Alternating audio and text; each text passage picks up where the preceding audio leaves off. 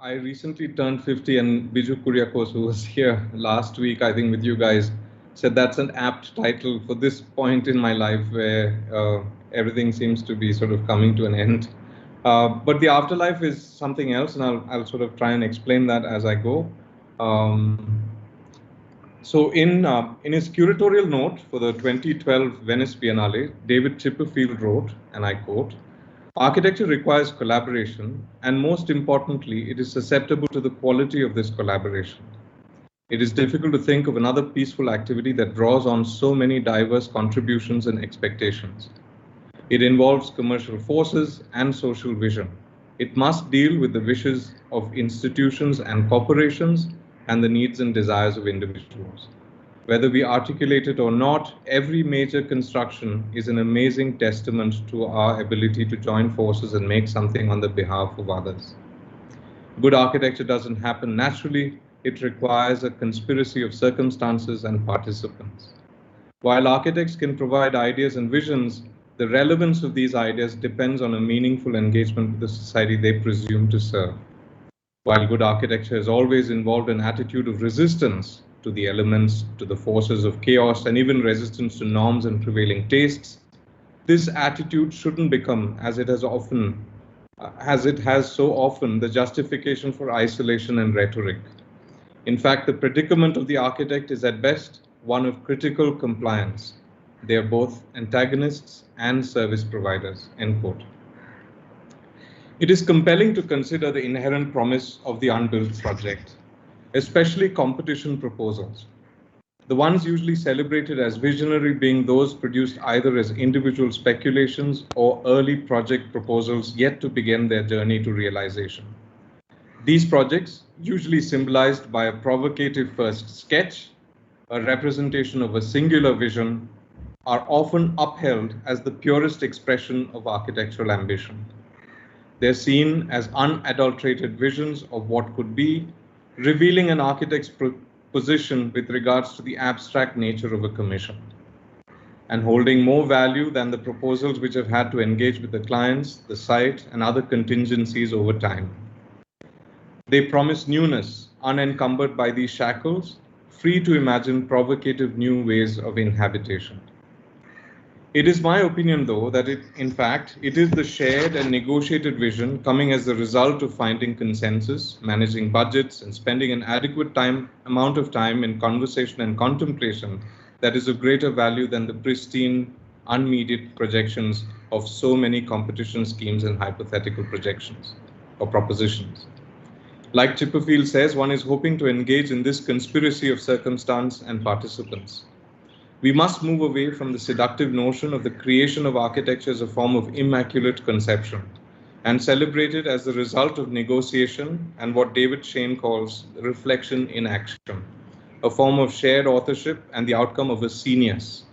The provocation, that first sketch, is the start of this conversation and not, in my mind, an end in itself. I'm a lot more interested in its afterlife. At the risk of an unintentional and unfortunate comparison, I will use two projects to illustrate the value of this afterlife in clarifying and fine-tuning early ideas. One, our own, a competition entry for a public building in Bangalore, which went through a rather long and arduous process in getting built, and the other, an unbuilt proposal, Louis Kahn's Dominican mother house, which he worked on for 2 years, if only to show that even the great master's work evolved and his expression was focused as a result of his engagement with the client, the physical attributes of the site, and his responses to the contingencies he confronted. In 1965, Louis Kahn was commissioned by the Sisters of St. Catherine de' Ricci to design a place of worship in Medea, Pennsylvania. The Dominican Mother House, as the project was called, was to have private accommodation for the sisters and public areas for outreach like a chapel, classrooms, and a library. Kahn spent 2 years on the project before it was shelved in 1968. The Louis Kahn collection at the University of Pennsylvania has around 900 sheets of drawings, sketches, and prints of the project. In Michael Merrill's exhaustive study of these drawings, we see Kahn's search for the nature of the private seminary and its public elements. his preoccupation with the archetypal form and its composition, and these negotiating with this particular site, budgets, and the evolving relationship the seminary had with society at large. Though unbuilt, the project shows us that it is through these negotiations that Kant finds that magical plan. It emerges from these confrontations. The early sketches help establish certain recurring themes in Kant's later work as he begins by falling back on strategies used in other projects. The idea of the discrete room, one, the idea of the discrete room as the beginning of architecture and the search for a society of rooms. Two, the role of spatial archetypes, this idea of a very specific, clear, simple sort of shape to stand in for all of the program components. Three, the search for spatial binaries, servant and served, individual and collective, etc., to organize the program. And four, the relationship between structure and light. Khan was working on institutions, IIM Ahmedabad, 1962 to 74, and public buildings, Bangladesh National Capital, the same time, in the Indian subcontinent at that time. His unrealized project for the St. Andrews Priory in California, the image on the left, too serves as a close precedent for the Mother House. The Mother House and some of the drawings of the Mother House are on the right-hand side. As the plans evolved, the compositional relationship between discrete rooms was something he had... Vijay, sorry to interrupt. I think your screen is not, it's not changing. Are you changing slides? Yes. Where have you reached? What are you looking? It's not moved ahead from the first slide. Oh, really? Oh, I'm so sorry. From the title of the essay? Yeah. You're now on 14. Yeah. 15. Is it the same for everyone, or is it my connection? Yes, it's not moved for us either. I think Vijay, go full screen so that maybe while you're moving next. It is on full screen. It is on full screen. I'm sorry. What are you able to see the screens change? No. We are now able to see slide a photo of Chipperfield. It says slide number 1. Yeah. It's moved. Yeah. Vijay, maybe you can try sharing your entire screen so that we can see it full screen. Right now we can see your presentation. Right.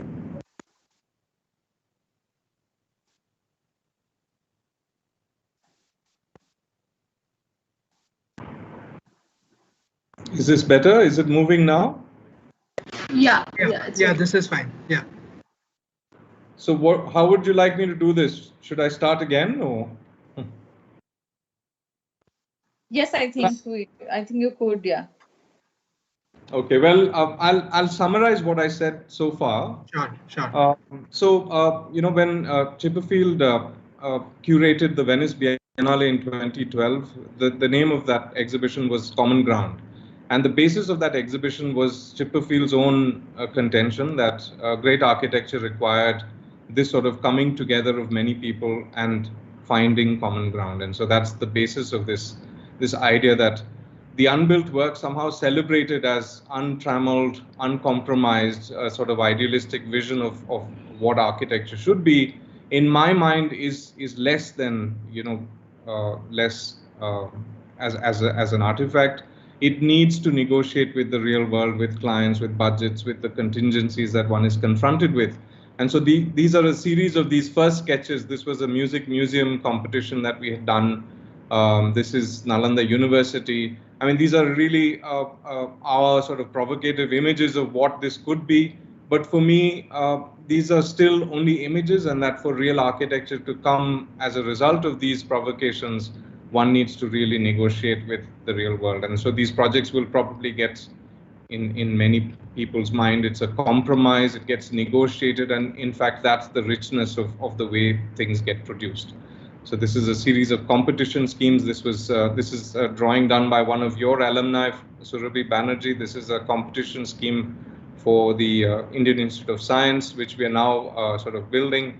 And this is the BIC, which the first scheme, a lot of people had written back saying that this was a real great sort of provocation. It really encapsulates a lot of the ideas of what the BIC is about. But this project went through a really sort of arduous and long journey to fruition. And in my mind, it looks nothing like this. And yet, for me, that negotiated result is actually a lot richer for that shared authorship and that idea of finding shared voice with others as a core sort of way in which architecture is produced. So I'll start with the Dominican Mother House from reading from my article. So in 1965, Louis Kahn was commissioned by the Sisters of St. Catherine de Ritchie to design a place of worship in Medea, Pennsylvania. So this is the site, some images of the site. There was a priory already on the site, a sort of building on the northern side of the site, and the actual site where Kahn decided to put the new mother house was up on the top of that hill, Primrose Hill, in the clearing of the trees, etc., that existed. So that was generally the location for all of the iterations of this scheme over time. The Dominican Mother House, as the project was called, was to have private accommodation for the sisters and public areas for outreach like a chapel, classrooms, and a library. Kahn spent 2 years on the project before it was shelved in 1968. The Kahn Archives at the University of Pennsylvania has around 900 sheets of drawings, sketches, and prints of the project. In Michael Merrill's exhaustive study of these drawings, we see Kahn's search for the nature of the private seminary and its public elements. His preoccupation with archetypal form and its composition, and these negotiating with this particular site budgets and the evolving relationship the seminary had with society at large. Though unbuilt, the project shows us that it is through these negotiations that Kahn finds that magical plan. It emerges from these confrontations.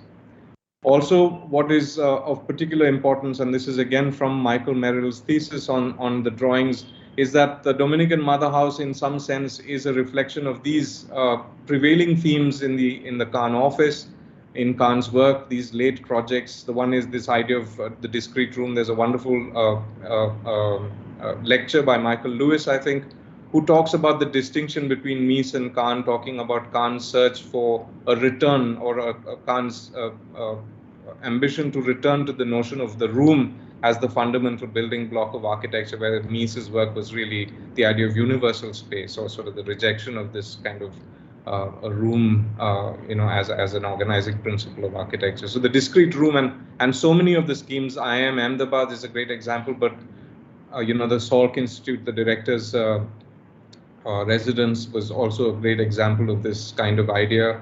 The Hoover Synagogue is again the idea of these cells forming the sort of organizing, and that main hall. These are all archetypal shapes, or squares or rectangles, squares or triangles or circles, forming the basis for how a program is organized in these buildings.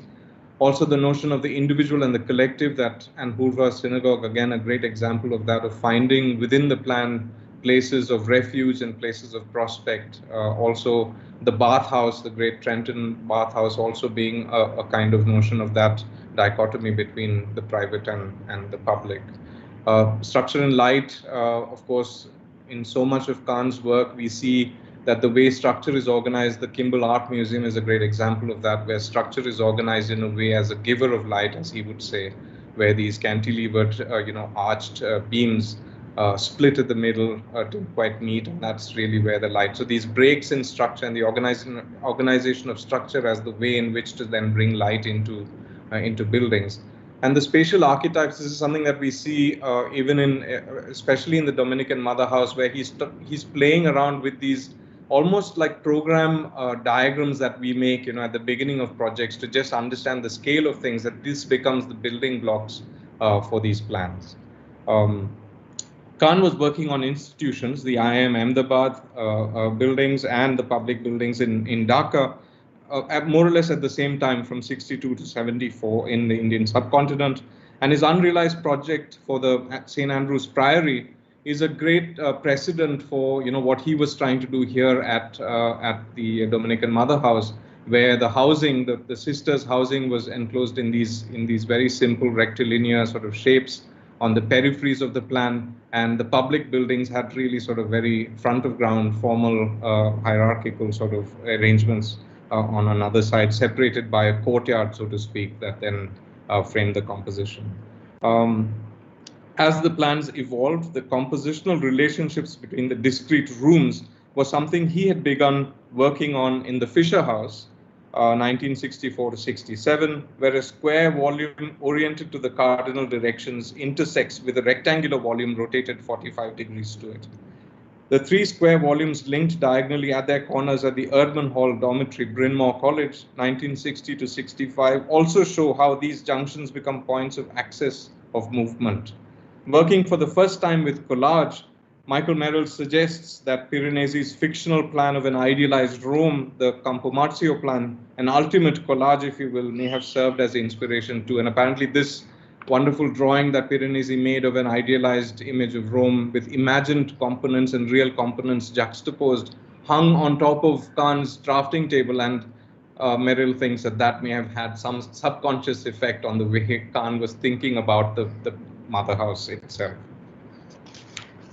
Apart from the clear representation of these themes, the early plans show two components of the program: the individual, accommodation for the sisters, and the collective, the chapel, classrooms, library, and the refectory. So these two sheets on the right-hand side, on the top, this is Kahn. He is 65 years old. And just like so many of us architects, he's sitting and drawing out the program components of this project. And it's really heartening to see that even the senior architect starts where probably a lot of us start. So he's working out, the dimensions of these blocks, how much, the corridor width, the kind of rooms, the way that light would come into these rooms, etc. And the bottom plan shows you the sort of formal public-facing portions of the institution, the chapel, the auditorium. There was an auditorium in the early schemes. There's a library, classrooms, etc., etc. And on the left-hand side, and so this idea of collaborative work, this is David Polk, who was a senior associate with Kahn. This is a sketch that David Polk made on one of the first letters that they received. So it's on the back side of this letter. And in fact, this organization that you see at the bottom, which has got a triangle at the bottom and the sort of faceted enclosure at the top, was the diagram that Kahn sort of based the initial schemes on. So all of the public components of the plan were embedded in that triangular sort of shaded area, and the housing was strewn across the landscape in that sort of faceted fashion, and that courtyard between the two blocks became the center of this organization, a bit like the St. Andrew's Priory. It is evident that Kahn is looking to find architectural expression for the nature of the monastery. The individual monastic cells are embedded in the forest, a wall nestled deep and sheltered. The collective shared spaces are up front, archetypal forms, symmetrically and hierarchically organized, and separating these two is a courtyard, a memory of a quadrangle in a monastery somewhere, but filled with trees, obfuscating this reference and further sequestering the sister cells. So here you can see on the right-hand side, you can see the cells, the living accommodation for the sisters embedded in the forest, so to speak, and the public-facing functions organized almost as if, copied from a plan of Dhaka or something, which he was, at the same time working on at the office. The first scheme presented to the sisters, in some sense, is like a competition proposal. It accommodates all the program, responds to the site, but more importantly represents the central predilection of Kahn's studio in terms of the nature of the commission in the abstract. And like a competition entry, this first scheme is not the result of a dialogue with the client, but exists purely as abstract interpretation or as projection. It also happened to be 4 times over budget in terms of what the sisters had as a purse for this project and what this scheme required in terms of construction. And this was a consistent challenge that Kahn was trying to address through this project, the budget for this building. The great value of this archive of drawings and Merrill's study is in documenting Kahn's response to circumstance, the sisters' feedback, a close understanding of the site and orientation, a recognition of budgets. Over the course of 2 years, Kahn struggled to get the project under budget and kept consolidating the plan to reduce its footprint and in turn the amount of circulation. Ideas central to that first scheme persist, but are now constantly being reviewed in response to these contingencies. So Kahn is making, a tighter and tighter plan as he is trying to reduce the size of this, and you can see that the whole scheme is sort of collapsing onto itself. The courtyard is slowly disappearing, and these public components are now occupying that courtyard. And Khan, this is a wonderful drawing for me because it shows, you can see that on the bottom there is the old plan, and Khan has what we call down Xeroxed the church, the classrooms, etc. And he's done a sort of 10% reduction in an effort to get it down to a certain area that then would sort of meet the $1 million budget. This was at around 5 million at that point. And so constantly sort of over the course of these 2 years, like so many of us, working with these incredible stresses that all projects present. In the final iteration of the plan, the courtyard, a separation of the private accommodation and the public components of the program, is gone. The faceted outer perimeter of the accommodation now becomes a three-sided rectangular frame. On the left-hand side, you can see that clearly, with the communal rooms at its corners, and the courtyard is now filled with the public program components colliding with each other, as a result of which the plan now is primarily about junctions and open spaces created as a result of the disposition of these buildings. These program components now meet in unmitigated ways, and the buildings have a series of layered ambulatory spaces to help make the transitions from private to public space. The whole organization is also rotated counterclockwise. When you compare it to the first scheme that was presented in '66, the whole organization has now been rotated counterclockwise, creating a more obscure relationship with the primary axis from the north and orienting the front facade of the chapel to the west, which was liturgically correct. This new composition inverts the earlier ideas of a separation of functions and instead signifies a move to a more egalitarian sense of community. Khan had arrived at a plan that captured, in a sense, the higher ideals of the Dominican order, the inseparability of service and spirituality.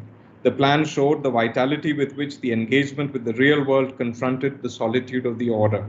This essential understanding came as a result of this long gestation and Khan's close engagement with the sisters, documented in the letters they exchanged.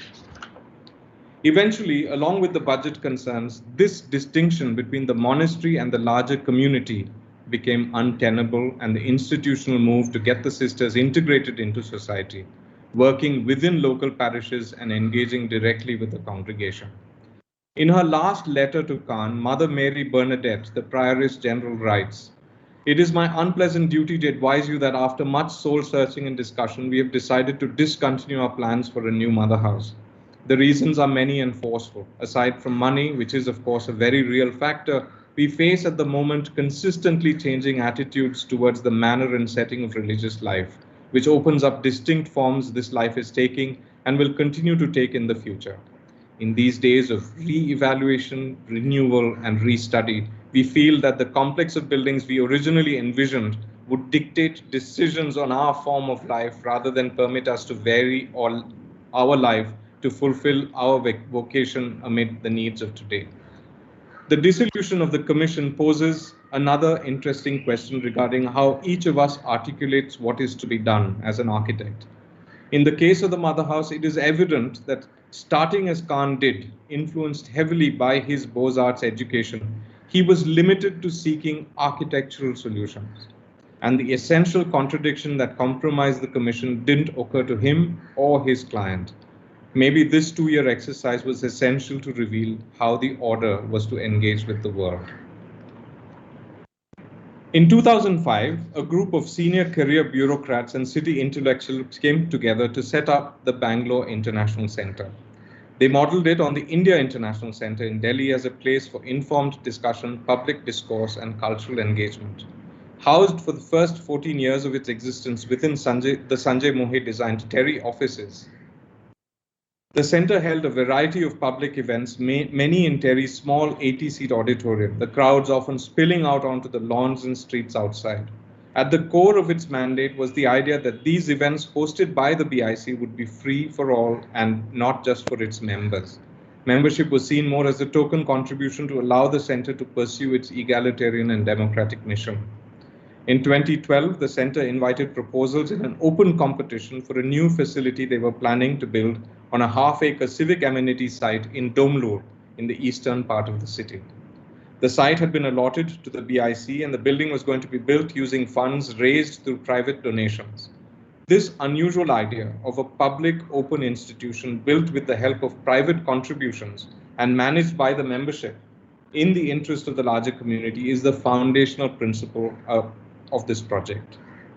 We won the competition and our proposal, a dramatic assembly of mixed-use program, articulated to respond to its small-scale residential context, and the neighboring park was received with much acclaim and some derision. An astute BIC member in a letter written to the building committee observed that modern architecture, or the Starship Enterprise as he called it, had crash landed in Bangalore. This response may have been because of the particular massing strategy used on the competition scheme. A floating mast cantilevered out by some 16 meters over a wide amphitheater and a two-story plinth expressed in iconic fashion the public agenda of the BICA. This open veranda above the tree line from where one surveyed the city and onto which the city projected its aspirations had incredible rhetorical flourish, capturing both the heroic ambitions of the BIC and its open, transparent, and public mission. Soon, though, this heroism gave way to pragmatic considerations, including the ever-increasing requirement for enclosed rentable space, odor from the adjoining stormwater drain, and of course, mosquitoes. While preparing the permit drawings, we realized that BIC's actual site holding was smaller, narrower than the competition site. Given the new dimensions, we couldn't accommodate the auditorium in the width left after the setbacks required for a 4-story building. The scheme lost a floor, and you guessed it, that wonderful central idea, a symbol of the institution, was sacrificed. And so from 2012, we worked on a scheme, and then in the end of 2013, the starting of 2014, we started to sort of prepare for sanctions and realized that the site was smaller, and so we lost a floor in that process. And there are 18 sort of distinct iterations of this plan over the course of those 6 or 5 years before we went into construction. We proposed encasing the building in a frame to retain the scale of our earlier iterations and began moving towards the idea of finding a series of shared spaces contained within this frame, the idea of a rich public realm within the building. And then sometime in 2015, we developed a slightly modified scheme seen in the middle, shifting the main entry to one end of the plan, creating in effect a long promenade within the building, connecting the different program components. This fundamental change in the circulation strategy meant that now on each floor, the distinct rooms were part of this articulated and generous public space. The public life of the building, rather than being isolated on one level, as it was in our competition scheme, became the core organizing principle of this new scheme. Rather than merely a rhetorical idea, it now was a lived, experienced condition with adjacencies and connections. Subsequent iterations of the plan cemented the importance of this common shared space. As program was removed from it, the restaurant was moved onto the ground floor, extending the public realm, and now new connections were made to the wide setbacks on the east and west. This inner shared space, intimately connected to the world outside through large openings and ample glass facades, was like being in a deep veranda. BIC finally opened its doors in February 2019, dramatically different formally from the competition scheme. Friends often commiserate when they see the finished building, remembering the dramatic formal expression of our competition scheme and its powerful invocation of public space. But we enjoy this expression of an architecture of collaboration, negotiation, and shared ideals.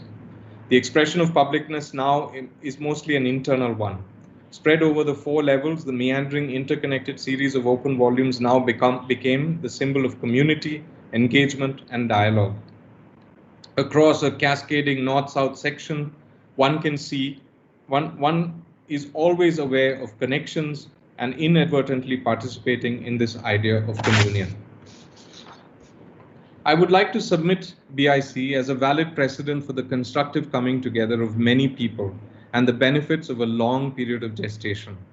The facility has become an active cultural hub in the city, appropriated in wonderful ways by the BIC and the larger community. There is a sense that the building is a real representation of shared ideals and authorship.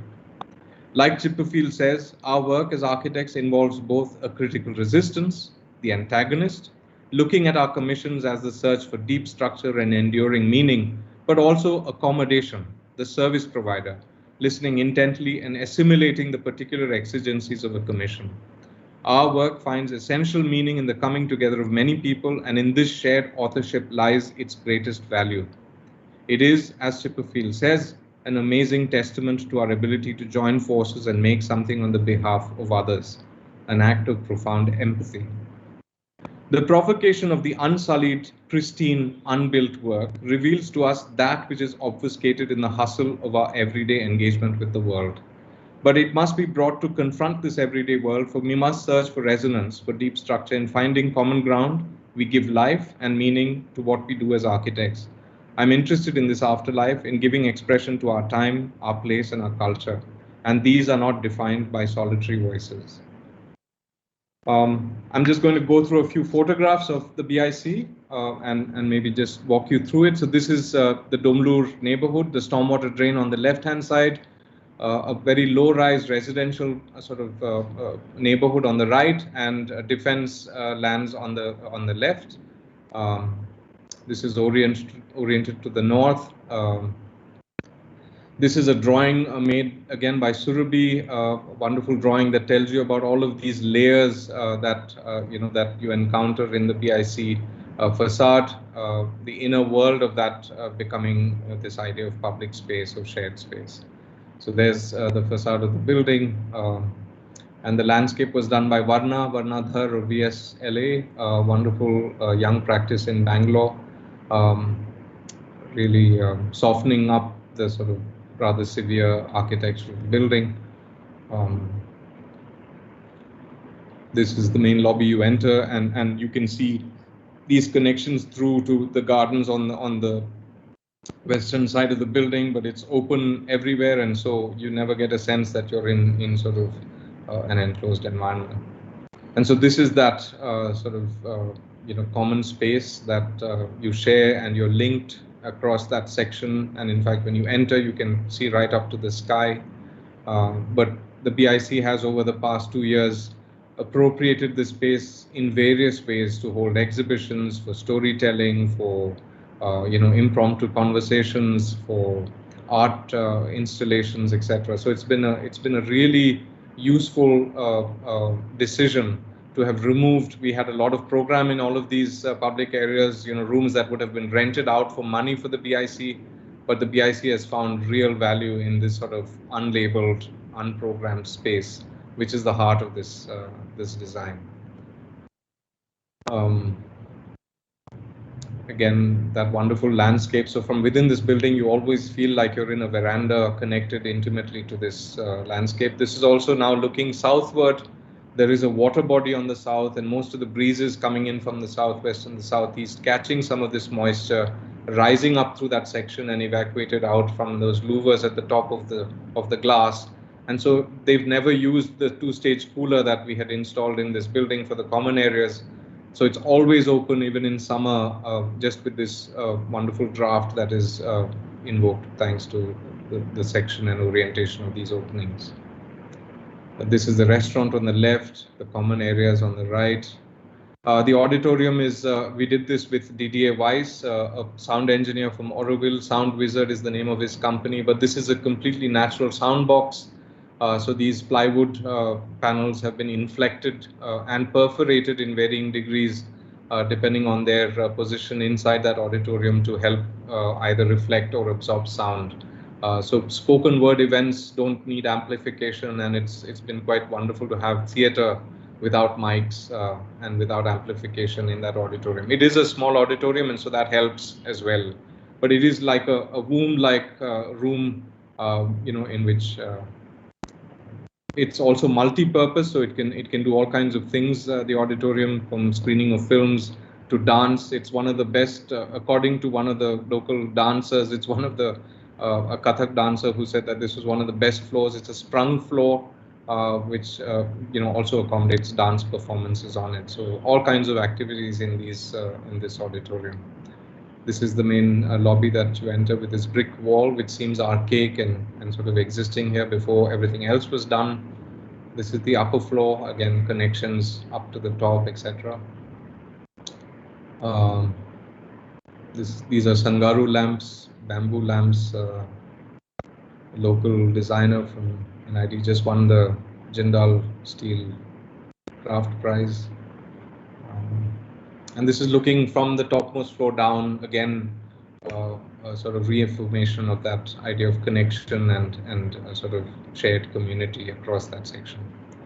This is the gallery. This is Madhusudan Chalasani's exhibition at our gallery at BIC.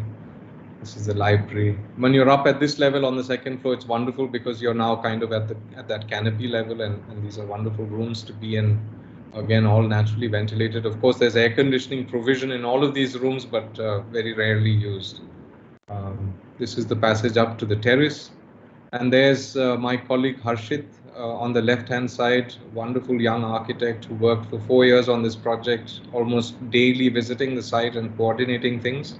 And so I want to end with this idea of seniors, the idea of shared authorship, of course, with your clients, but also with all of our colleagues at the office. There's Harshit in the blue shirt on the left. In the middle are two KRVIA alumni. There's Surabhi Banerjee in blue and Pramada in red. So we depend and are inspired by the colleagues in our office. They produce all of the work that we then take a lot of the credit for. And I love Cyrus Kabiru's wonderful photographs from the Kochi Biennale, where he makes these glasses out of junk. And when someone asked him, what are these glasses for? They have no lenses. So he says they're not for seeing better, but they're for seeing differently. And I think that architecture really, or the production of buildings, of architecture is really this, the notion of bringing together all of these different points of view and trying to find consensus through that. So the idea of this, that Brian Eno, the famous music producer, talks about the age of genius versus the age of genius, where the genius is really the scene making the profound or meaningful work of art. And that wonderful line from Chipperfield's essay, the conspiracy of circumstances and participants. So thank you. Thank you so much for the presentation, Vijay. It was really fantastic. We can now invite Jude for the discussion. Hi, am I audible, Vijay? You are, Jude. Hi. Hi, wonderful presentation. Thank you so much for that. Thank you, Jude. Right, so I think it was very interesting that you kind of chose Khan, who is also known for his institutions, and also I feel a certain gentle humor in the way that you kind of, put that project along with, a project which changed so much. And I feel what's interesting is through the project, the BIC, you seem to have, your offices seem to have held on to something which was pretty seminal, or pretty kind of, which was in that initial scheme, which was the whole public path which moved through, which now happens through the building.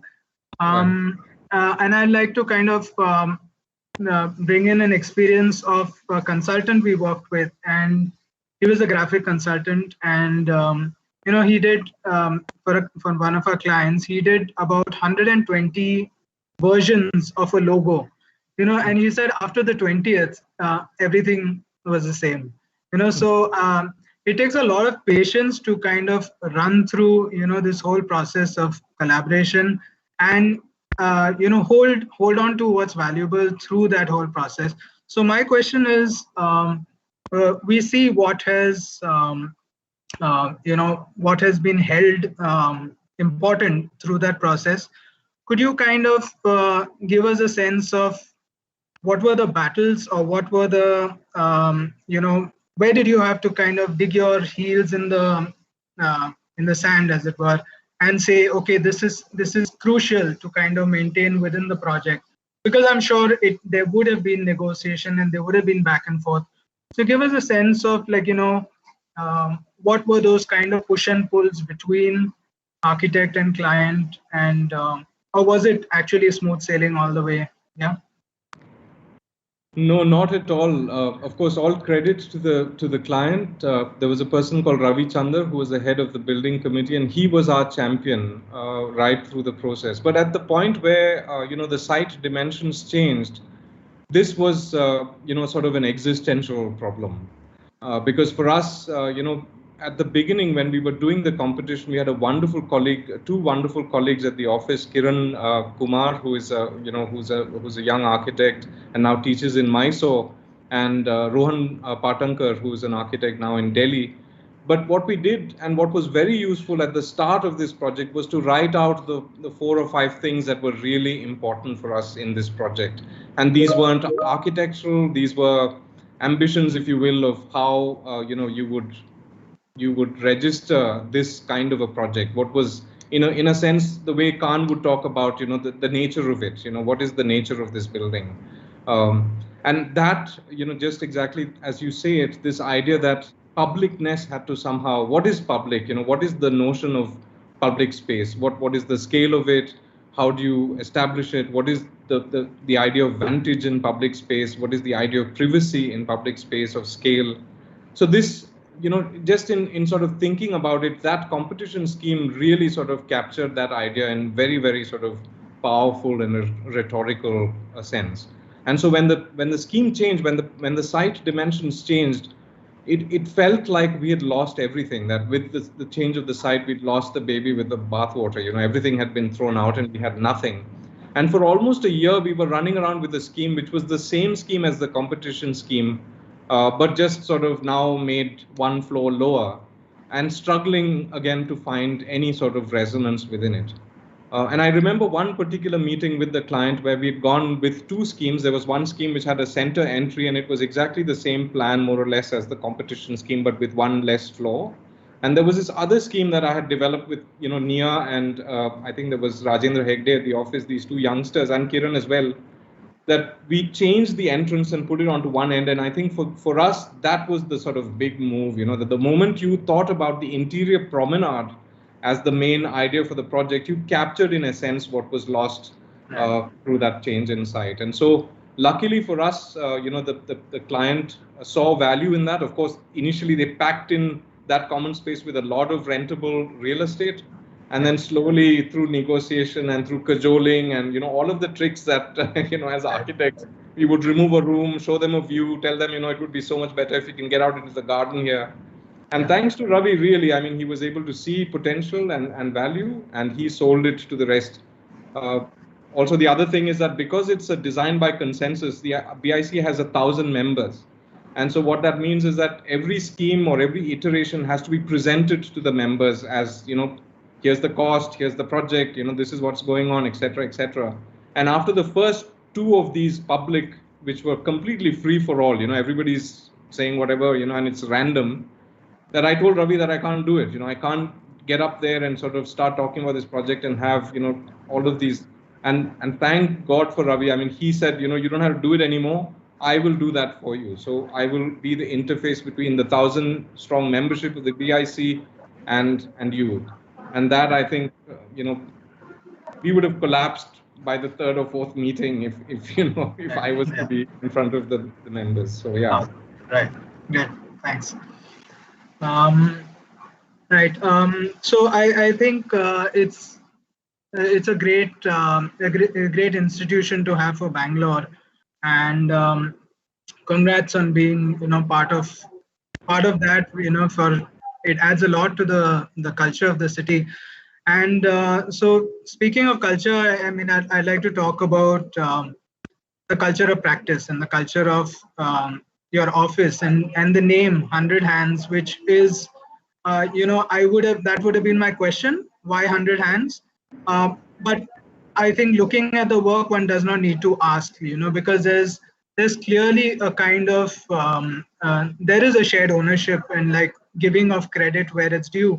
And, so how do you think you see generally architectural practice and the idea of, of course, the whole idea of sole practitioner is kind of out of the window in a certain sense, but also the idea of creative genius, which is like, that one architect who knows and these juniors who get thrown sketches at, and they kind of pump it out. So it seems that your practice has a much more collaborative, a much more that sense of shared ownership. So maybe you can talk a little about that in terms of what's the culture of practice that you see grown over the years, and how do you see it kind of maybe across other practices as well? Well, it does look like it's very collaborative, etc., but we do operate in a sense very much like a lot of other practices. I mean, I do a lot of the initial thinking about things, and then sort of we sort of get people to collaborate after that sort of point where some idea of the project has been established. But sometimes, there are people in the office who run with it, who sort of also are equally invested in. And so when that happens, we try to, in fact, Pramada is a good example of that. When we were doing the IISc scheme, we were struggling away with, the trees on the site, etc. And Pramada independently had sort of done this wonderful sketch of a sort of frame within that forest, where the frame then would be, articulated to accommodate the forest in a way. And that became the sort of driving principle of the project. So it is an open office, but I don't want to pretend that it is completely collaborative, because there is no sort of complete freedom. There is no idea that everything is valid. We are interested in value of what we're producing. So that's one side of it. The other thing is, there's a wonderful TED talk by Elizabeth Gilbert. I don't know if you've seen it. The author of Eat, Pray, Love. It's millions of views, etc. But the thing that a lot of young architects have this burden on their shoulder, that somehow the great idea comes from you. That somehow you are somehow less of an architect because you didn't come up with that sublime sketch that Alto made, or Frank Lloyd Wright made, or Cobb made. That somehow I'm not able to do that, and so I'm not the great architect. When in fact, even from Khan's wonderful project, you see that it isn't that first sketch, right? There are the traces of what the project is going to be, but it requires so many other people. So this idea of sole practitioner as well, when I was there at the Mercat Masterclass, he would completely throw out the window the idea of the sole practitioner, because he says that, my contractors are my collaborators, my clients are my collaborators, the site and all of the flora and the fauna on site are my collaborators. I'm taking cues from all of these to then make the thing that is of value. So there is really no notion of the creative genius. Even the great architect or the great master like Khan requires an engagement with the client, with site, with budgets, etc., to come to an understanding of what the project really is about. Right. Great. Maybe we can also open to the questions. I think there's a first question from Shravan. Do you think a design has a certain singular core aspect that will or should stick with? I guess that one should stick with as it evolves, or does this core change and reestablish itself as a focal point of what guides each stage of design? So that's the question from Shravan. I think there is a core sort of singular aspect. It's what Khan called the nature of things, and that on some projects you're able to sort of articulate that in easier ways than in others. The BIC, with its own sort of mission and mandate, had a very clear agenda in terms of how it exists in the city. What does it see itself as? How does it propagate, the ideas of free conversation and dialogue? And so from that, you cull the essential, and these are not architectural. This is not an architectural core, like I will operate in a certain way, I will use these materials. This is the structural, that's not what the core is. I think the core is a bit more abstract from that. It talks about public space, it talks about access, it talks about equity, all of these things, So yes, I think it isn't easy to do for many projects, but the BIC was I think a simple project that already had a certain mission and an idea for itself as an institution, and we were able to sort of draw from that. But you do, I mean, on all projects, even residential projects, you are trying to articulate for yourself, what the family life is like, what are their predilections, what do they sort of, value, and you try to find some, some idea of well-being or some idea of inhabitation that then guides you in the way that you design the home. So yes, I would say that there is a core, there is this sort of the beginning of things. What is the nature of this institution or this project? Right. So another question, I think we'll wait for some more on the chat. So I also believe that you're involved with the larger architectural community in Bangalore to actually look at public space and look at architecture in the public realm. And so could you kind of give a sense of, like, how this started, how it's going, and, like, what are the challenges, as someone looking to intervene, and make a place for an architectural voice. And by architectural voice, I don't mean in terms of, again, the abstract of but actually having someone with a built environment background, because so many of our policy makers are actually not from those backgrounds, and therefore kind of putting the architect out there and kind of so what is the experience of kind of working across across the architectural community and kind of opening that up to public policy, or to kind of an engagement with the state, engagement with administration? So is there something? Well, we haven't done nearly as much as we should. We had early on, a few years ago with Naresh Venkatramanan and Architecture Paradigm.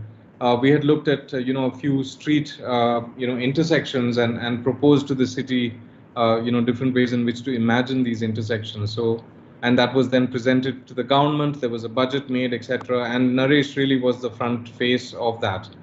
He's doing a lot of work with the city. I'm only sort of very not involved at all in most of that work.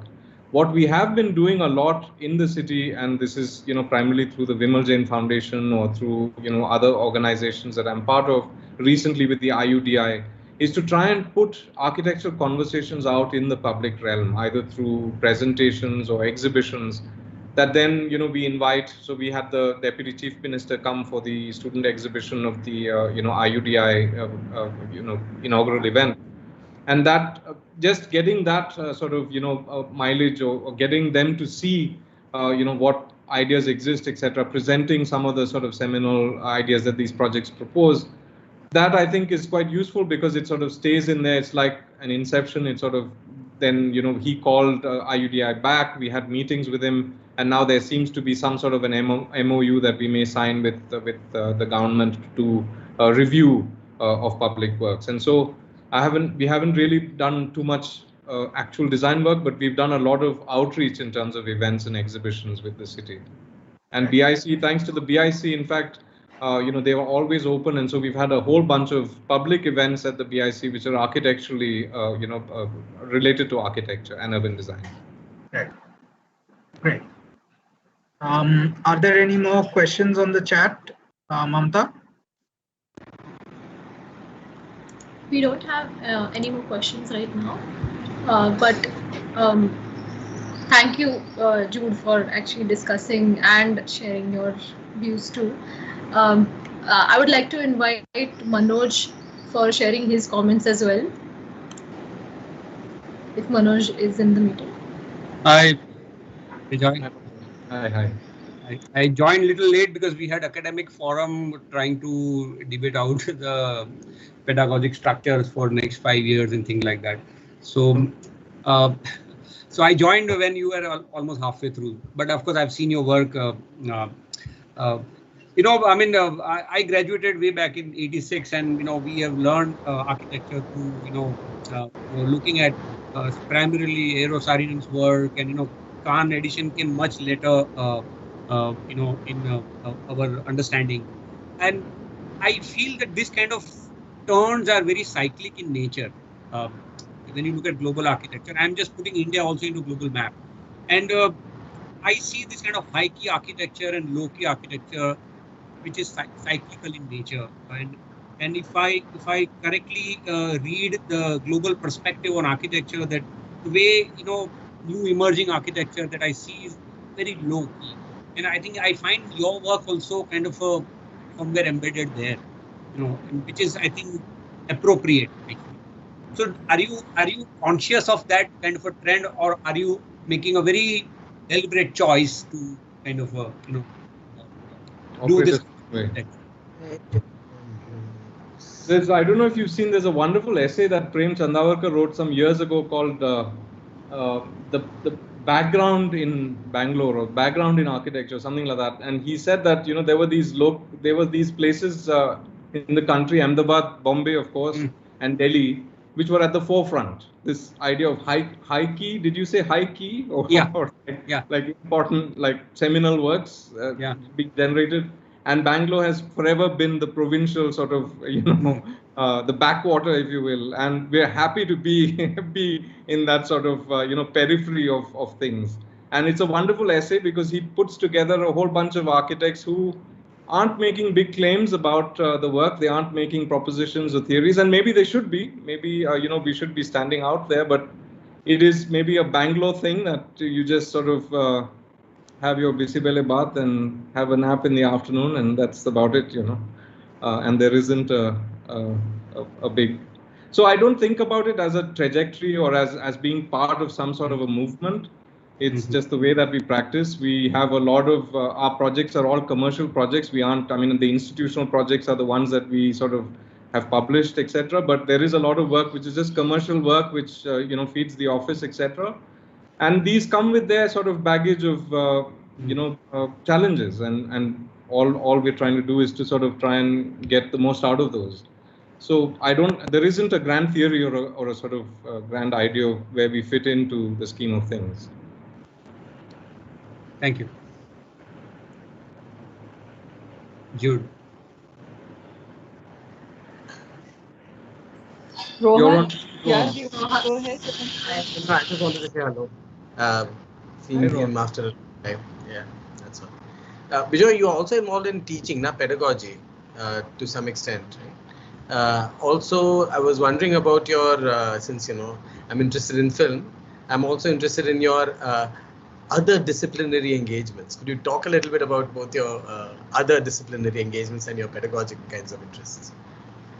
So I'm part of BMS, which is my alma mater, where I studied, and I'm the design chair for the the master's program, which is the Habitat Studies program. It's practically an urban design degree, and I usually take the second semester and the third semester for that. And usually the 2 semesters are kind of roughly divided. The second semester is usually looking at city center, sort of at engaging within the city. And looking at the city. And so what my personal ambition has been is to build an archive of information of the city. And so though there are propositions made as part of these studios, it is primarily a documentation exercise. It is collecting demographic data, physical information. And so that's been fairly successful. We've sort of been very systematic about selecting and sort of widening our gaze in Bangalore as well as in Mysore and other parts. And so we're kind of building that up. I've been there for 3 years now. And the 4th semester is mostly a greenfield sort of project. So out in the middle of nowhere. So this has been very interesting because that has brought to bear stuff that I wasn't aware of in terms of, the farming issues, the idea of employment, the idea of, any kind of financial, the challenges that are faced by people in the hinterland. And that's been really, really, so both of these, much to the chagrin of my director, who wants to see a lot of design, both of these end up in the final review with just maps. And she's like, so what are your propositions? And we're all completely befuddled, right? We don't know what to do because it's all overwhelming. But we're starting to be, so that's, pedagogically not very sophisticated, but it is merely an act of recording what exists. Yeah.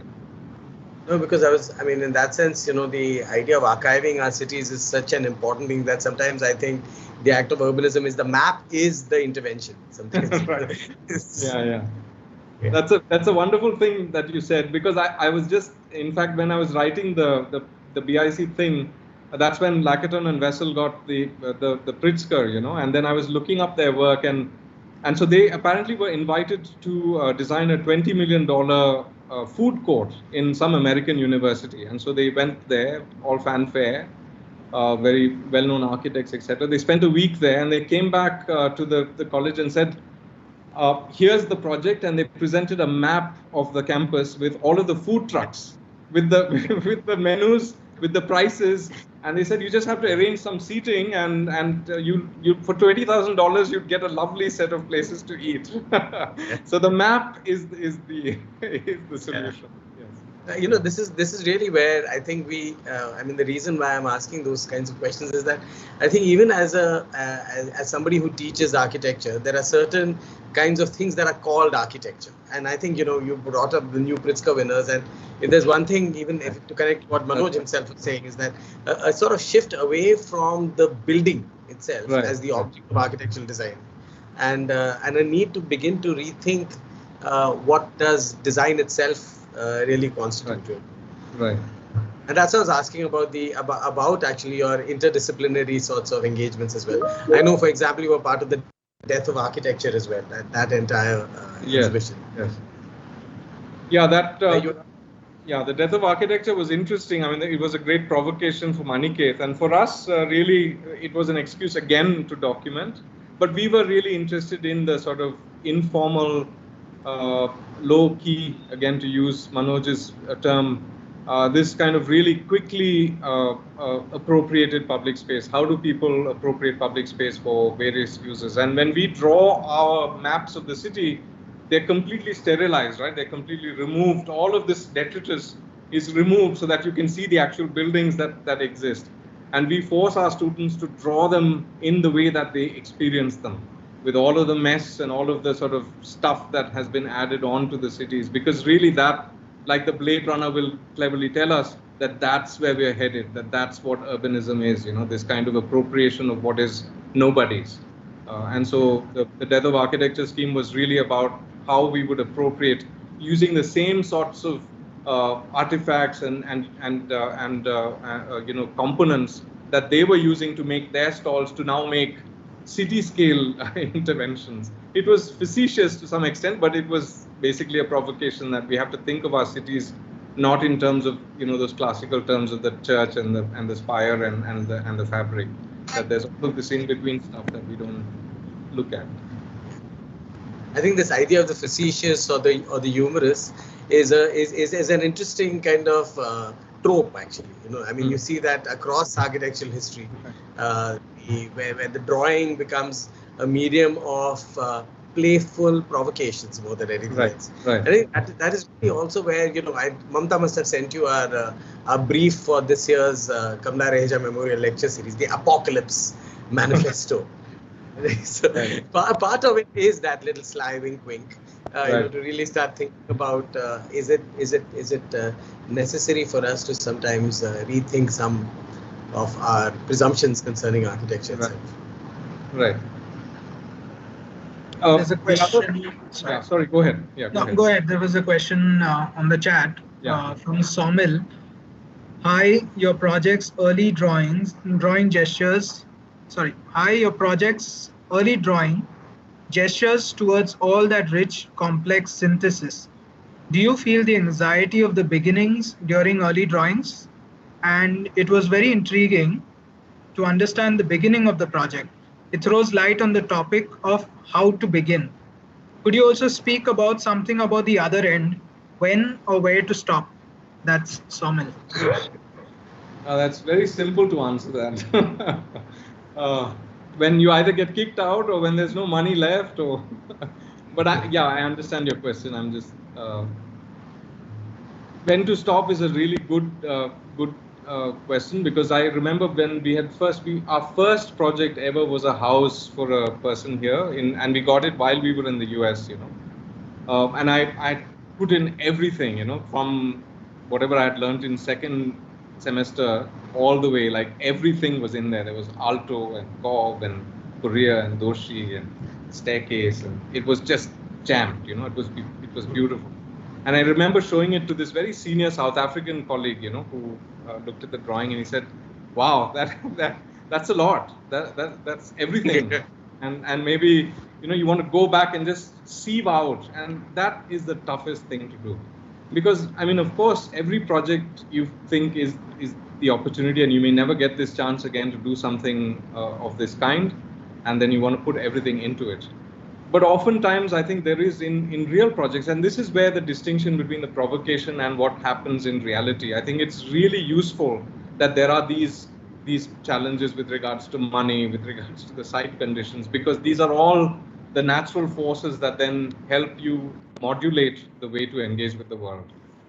Because sometimes you're just riffing and there isn't any value. So I think it is difficult to know where to stop, but I think there are certain sort of checks and balances in the way that we build in India, that a lot of stuff just automatically gets cleaned out of projects that probably are superfluous or unnecessary.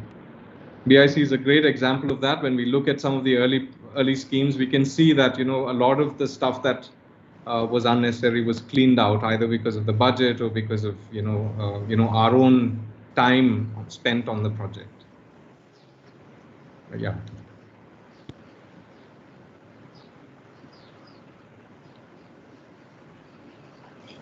Yeah, Madhura, can you go ahead? Yes, I'd like to thank everybody for joining in today, especially Bijoy and Jude for having the discussion, and the faculty for joining in with the students. Students and faculty, we would like to request all of you to stay back for the announcement that is happening. Once again, thank you so much, Bijoy, for coming in and having this lovely presentation today. It's fantastic hearing. Thank you. Thank you so much, Bijoy. Thank you, Rohan. Manoj, thanks for joining. Jude, thanks a lot. Yeah, Thank you. Thanks a lot. Bye. May I share the screen, Mamta? Yes, Madhura, go ahead.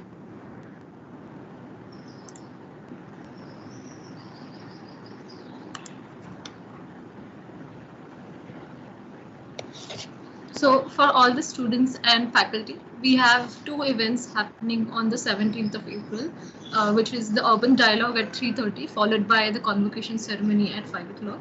And we request all of you to join into the same. Himanshu from the Urban from Masters will be joining in and explaining us more about the Urban Dialogue that is happening. I welcome Himanshu. Yeah, thank you, Madhura. So good afternoon, everyone. I am Himanshu Deshpande, a master student, and I'm pleased to announce our next exhibition event, Urban Dialogue. As Madhura said, it is to be held on 17th April 2021 from 3:30 p.m. onwards. The Urban Dialogue is imagined to be a place for discussion and debate on various issues related to urbanism within India and contributing to global narratives. 4 institutions imparting master's courses from Mumbai and Pune are participating in the exhibition. Thesis research work of recently graduated students will serve as a medium of reflection.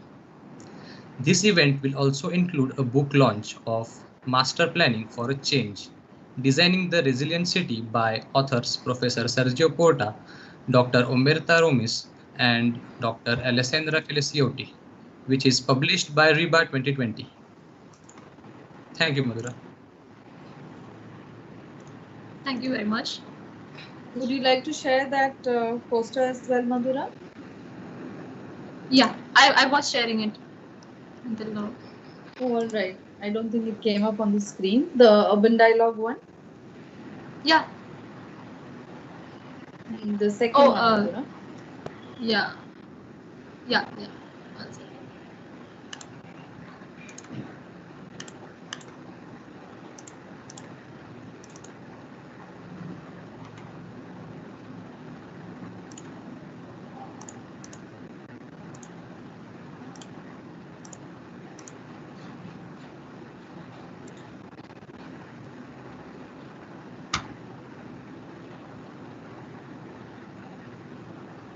We request everyone to join in on 17th of April. Manoj, would you like to add something about the exhibition and the book launch? Yeah, the exhibition, I think, basically, like undergrad has a colloquium where we discuss pieces. master's program. Basically, we started last year this theme on urban dialogue, where we discussed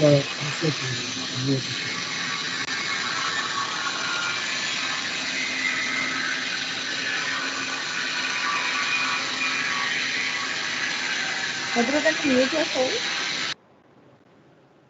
Yeah. This is basically a discussion. Usually, a physical space obviously would better because we can look at the work, but we are trying to find a way in which this work is disseminated. This work is basically divided based on various themes and things like that. And it's a very important event to disseminate the thesis work, not just by KRVIA but by other institutions. This is not a competition.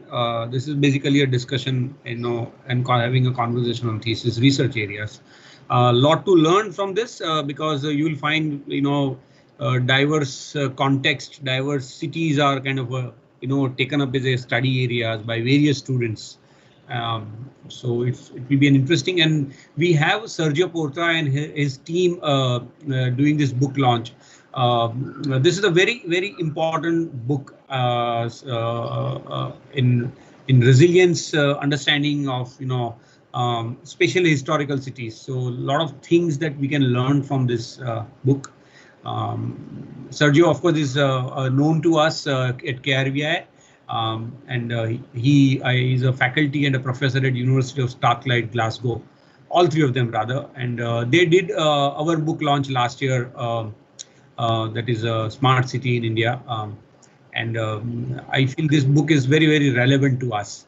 So he's very keen to interact with you all, and is well versed with the Indian context. So I feel that it's important that we all are kind of part of this event. Yeah, that's it. Mamta.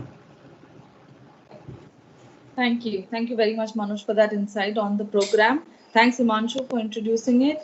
And of course, thank you, Madhura, and the entire team for Encounters. Thank you, Jude, for being here today with us.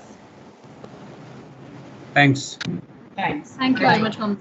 Thank you. Bye. Thank Thanks. you.